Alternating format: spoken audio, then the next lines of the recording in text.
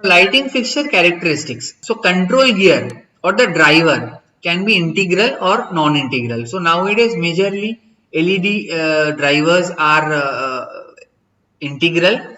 Non-integral drivers are very less, and they have their own issues and problems with respect to maintenance compatibility. So integral drivers are considered better compared to non-integral drivers.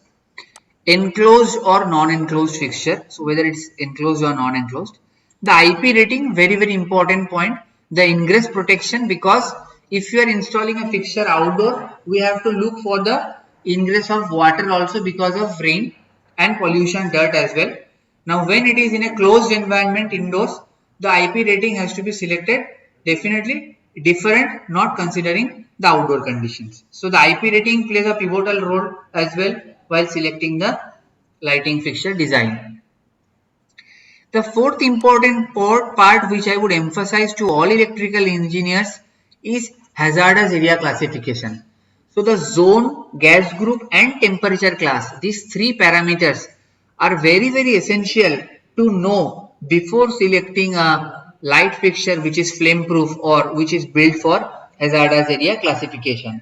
So zone 2 certified lighting fixture can never be installed in zone 1 or zone 0, for example. So we have to be very cautious while selecting a particular light fixture. Similarly, if it's a 2C hydrogen acetylene gas area, we cannot use a light fixture which is certified for gas group 2A 2B and also for temperature class.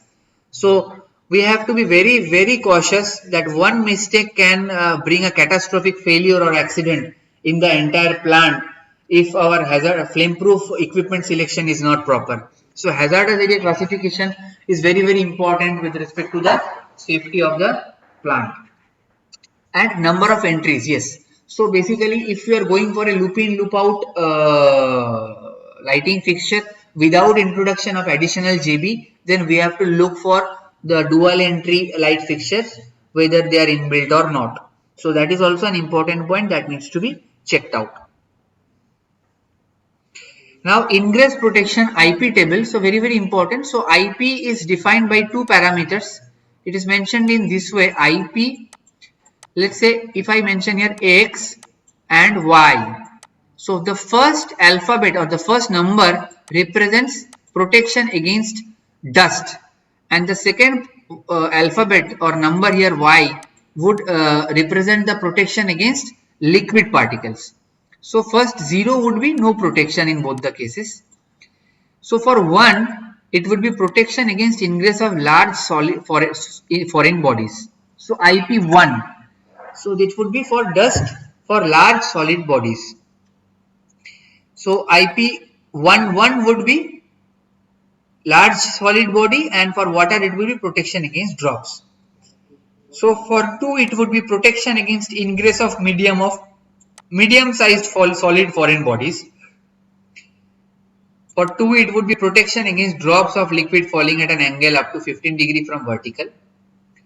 For IP3 dust, it would be protection against ingress of small solid foreign bodies greater in diameter of 2.5 mm.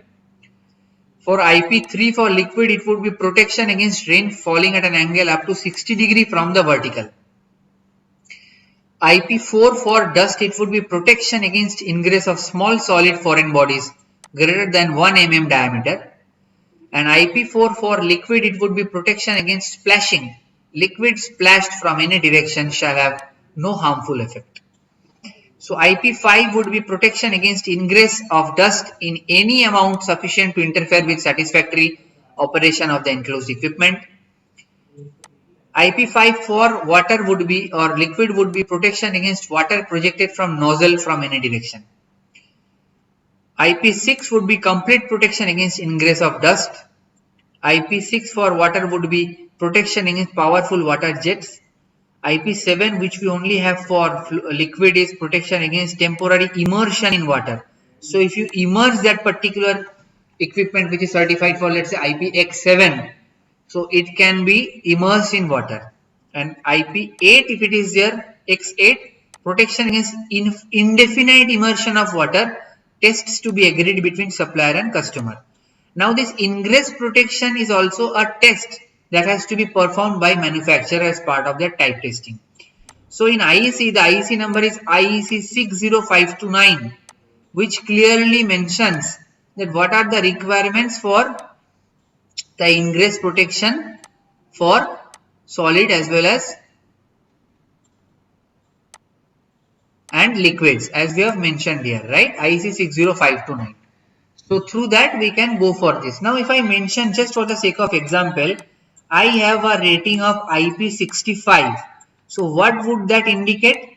So this equipment certified IP65 will have complete protection against ingress of dust, 6 the dust number, and 5 for the liquid, which would be protection against water projected by nozzle from any specific direction. So now polar curve. So as we will be progressively discussing on the lighting calculations on dial-X as well. So that time we will have to see what does the polar curve represents.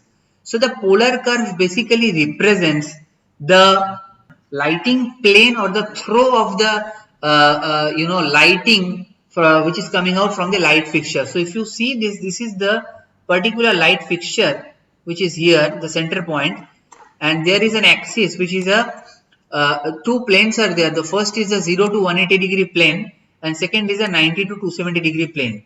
So this red dotted line which you are seeing here will be seen in the 90 to 270 degree plane, which is in this direction, and the blue colored path or blue colored polar curve which we are seeing in this is the 0 to 180 degree polar plane, which is this particular thing. So the main important point here, what we need to check in polar curve, I would be again discussing in detail while I will be discussing on the lighting dial-up software. So polar curve basically gives you an emphasis that whether it's a narrow beam polar curve or whether it's a wide beam polar curve, because what will happen is if you are selecting a high bay light fixture and if you are selecting a polar curve which is wide, what will happen till it reaches the calculation surface, the light would get diminished or light would get scattered in everywhere and it would not reach ideally the point where it should have been focusing. So high bay fixtures are usually taken as narrow bay fixture so that the light should not get scattered but would get pinpoint and come to the point which is way below its mounting height. So this is one point that is to be checked in polar curve. And the second thing which I emphasized in the earlier slide is with respect to the direct and indirect lighting fixture.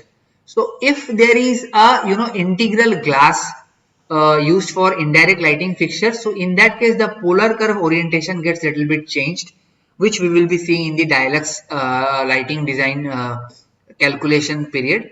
So these are the 2 points that is very important that we need to check. The beam, whether it's a normal beam, wide beam or narrow beam light fixture, and whether it's a direct lighting or an indirect lighting based on the polar curve requirements.